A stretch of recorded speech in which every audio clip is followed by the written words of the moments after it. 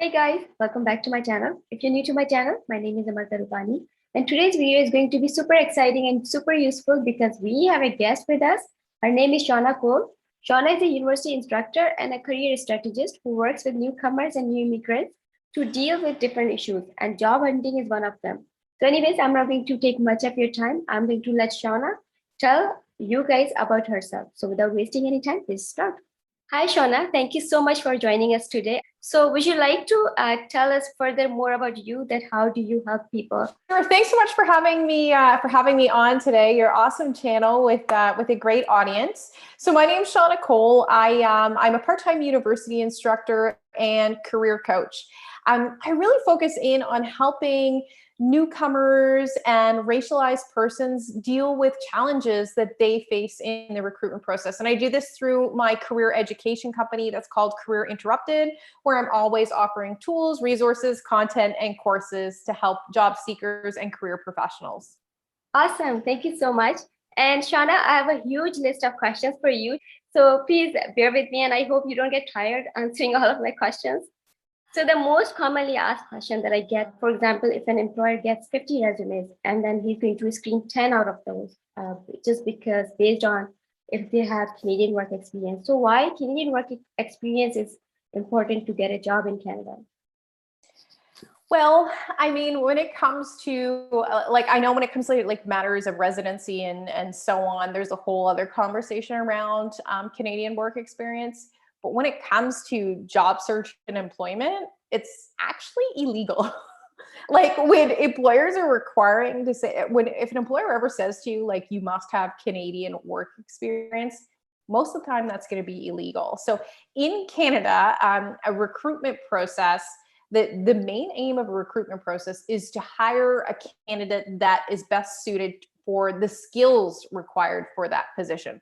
Personal factors have no bearing in an ideal world, have no bearing or no place in a recruitment process. The whole idea of Canadian work experience, in my opinion, is really a guise to sort of blanket bias and discriminate people out of the process, to be very honest. There are going to be exceptions to this case. For example, if you're in a field that requires a special license or certification, yes, you're going to be legally required to have a certain amount of Canadian work experience in that field, if you're a doctor, like as an example, right? So all that seems perfectly well and reasonable. But if you're a professional looking for a role in marketing that doesn't require a specific license or certification to do that practice, it's illegal for that employer to require you have Canadian work experience. So a really useful way, I think, to frame up the whole idea of Canadian work experience in your head is to think of it as like the soft skills piece. You should never hear like, oh, we're not hiring you because you don't have Canadian work experience. It should never be that. But employers will often use like this lump sum of soft skills under the guise of Canadian work experience. So, but when you think of things like your communication skills, like how you write, how you present, how you interact with others, think about all those lists of soft skills that are in that job posting you're applying for. That, in fact, is often what the employer is referencing when they say Canadian work experience. If you're ever in a situation where you're told like, oh, you're not hired because you don't have Canadian work experience, I'd follow that up with a question and seek to understand what specific soft skill you need to work on. Because the reality is, even though it is illegal, absolutely illegal stuff happens in practice. And let's be real about it. What are you going to do? I suspect I was screened out from the process because I didn't have Canadian work experience. Are you going to sue the? No, it's not realistic. But why not take the opportunity and use it as a learning moment? If you get the feedback, you don't have the Canadian work experience. Can you help me understand what specific soft skill I really need to work on when it comes to this type of role? I went for co-op, right?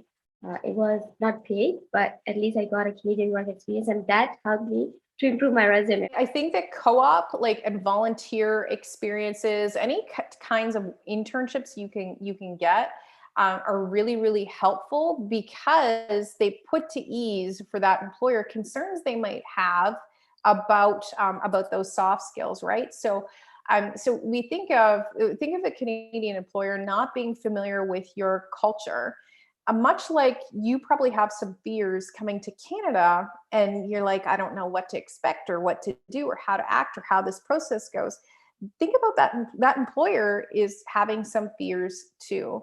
And often when we have fears like that, we default to biases and we default to assumptions. It's a terrible, it's a terrible process. It's a terrible thing that we have to deal with. But I think having that knowledge and that guise of understanding where they're coming from is power for you to be able to overcome some of those challenges. So true. So would you like to tell us that what an immigrant should do whenever anybody comes here, like he's newcomer, he doesn't know nothing. So what could be the first step for him to start off to get settled in Canada? Yeah, like when it comes to the job search, I really think that the first thing that that we should be doing is starting to build out our network. And I think if we use the word networking pretty freely, but I want you to reframe that concept of networking and think about it as like relationship building. If you could position yourself in a way to form relationships with even a couple of key people who have a network themselves in the market area that you're planning to immigrate to, I think that the returns on that are exponential. All of the sudden, you have a person to call or text or whatever when you have a question about, I don't know, should I put my name and nickname in brackets on my resume? What do you think of this? Is this normal in Canada? Do people send follow-up emails? It's just a great sounding board because you can Google all this stuff. And then when you Google it, you'll get 16 different answers and you're no further ahead, right? You've probably had that experience. There's so many different possibilities given the dynamic nature of so many situations. I think the number one thing you can do is start to connect with people, and some of the ways that you can do it is through your field of work. So I think of fields that have professional associations. Look to those professional associations. Join the association before you move here. Start to get familiar with how they work, meet some people, join a mentoring program. Could you get a volunteer opportunity there? Right. So there's things that you can do before you're here. And really, when it comes to building relationship, think about it. It's like we don't trust people overnight. We don't have strong relationships overnight. Most of our relationships are formed over the course of months, years, right? So this whole idea of having someone in the Canadian market, you can never really start too early when it comes to forming that meaningful relationship. So approaching people through LinkedIn, is it a good idea though? I think LinkedIn is an awesome place for professionals to get started. I mean, it's very standard in Canada that a recruiter is going to check out your LinkedIn profile. So absolutely a great place to start forming those connections. I would caution anyone to always make sure in any of those interactions that you're not coming at someone saying, hi, I need a job. Can you hire me? That's not how it works. That's going to be pretty off-putting to someone that doesn't know you in this market. And I know culturally that could be really, really different. And that could be an okay approach depending on where in the world we're from. But in Canada, that's going to be pretty off-putting. Before anyone's ever going to recommend you for a job or have a meeting with you or take any time or interest in you or your future, you're going to first have to build a relationship with them. On LinkedIn, a great place to start is making sure you've got an all-star LinkedIn profile. So that basically just means your profile is completely filled out. You've got some real opportunities to shine on LinkedIn because not a lot of people do. So if you spend some time and effort on that profile, I think you'll get some really, really great payback. And likewise, if you are starting to reach out to people on LinkedIn, and they go and click back to your profile and it's terrible. And like, I can't really learn anything about you and you don't really look credible.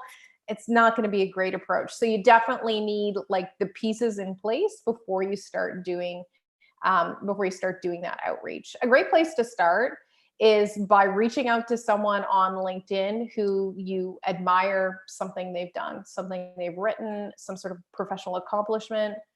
Hi, I recently read your blog post about how to create a LinkedIn profile. I really enjoyed it. Thanks. Would you like to connect? Boom, you've got one connection point with the person.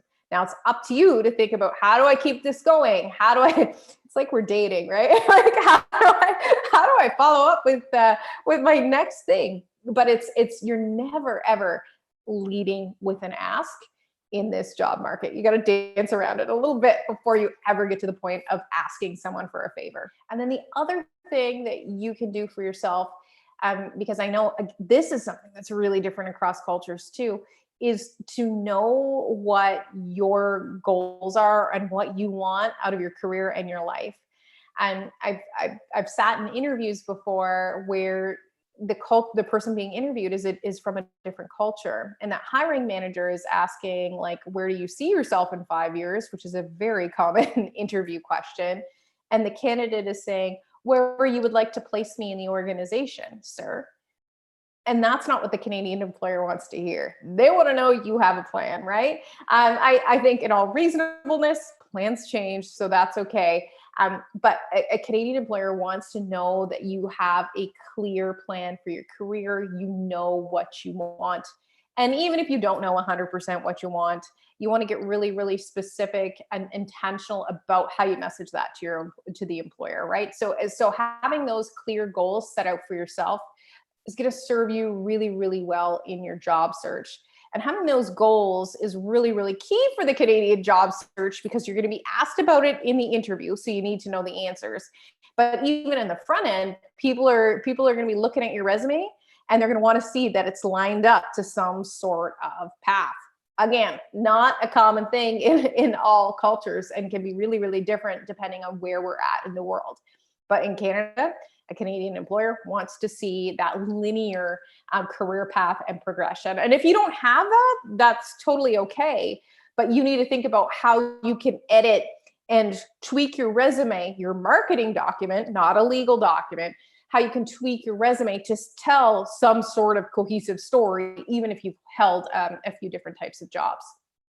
As you said, interview questions. Actually, this is another huge area by itself, right? So we may want to cover this maybe in our upcoming videos.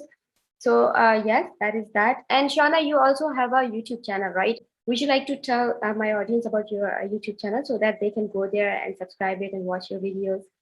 Sure. Thanks so much. Yeah. I recently started a YouTube channel as well, because I was finding like, I was getting like a lot of the same questions, like from a lot of the students I taught, and there was just never enough time to answer all those questions. So my YouTube channel, Career Interrupted, is really focused on giving like practical, tactical advice for career and job search. And a lot of the career and job search advice out there really assumes an equal playing field for everyone. And that's simply not the case. Like we've talked about today, there are biases and processes, and there are certain people that face unique challenges in their job search. So that's something that I don't ignore on my channel, and I talk about that. I have a whole video on the topic of, should I change my name on my resume, as an example. I talk about how to complete an all-star LinkedIn profile. I talk about how to be anti-racist at work. So all kinds of practical and tactical information that's well suited for a professional who values diversity and inclusivity. I've also watched all of your videos, and trust me, those are really, very helpful. And I'm pretty much sure, guys, it will be helpful for you too. I'm going to provide the link of Shauna's channel in my description box of this video. Go and check it out, and don't forget to subscribe it as well. So yeah, thank you so much for joining us today. And I would like to take your leave now, and we'll see you again in maybe in upcoming videos. So thank you, Shauna. Thank you. Okay, guys, so that was pretty much it for today. And I hope you like this video. And if you like it, please give it a big thumbs up and do subscribe my channel, because there's a lot more coming up for you guys till then. You take care, and I'll see you again.